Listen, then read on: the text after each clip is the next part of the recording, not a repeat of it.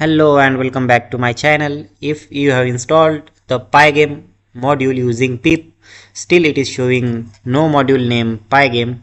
In that case, you have to click on view, then go to command palette and search for select interpreter. Then in this case, you have to select the right interpreter, which is Anaconda 3 Python.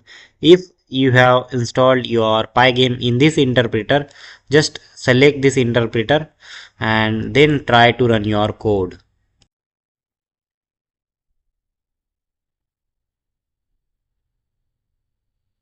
Now it's running. So using the interpreter, using the specific interpreter, if you are installing your Pygame or any module, so make sure to select that right interpreter in view and in command palette in select interpreter.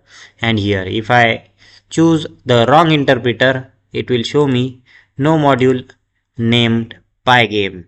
So this thing, you have to make sure that you're selecting right interpreter. If you are having different version of Python or you are having multiple interpreters, so right interpreter you have to choose where you have installed the Pygame. Thank you for watching this video. Please do like, share, subscribe to our channel.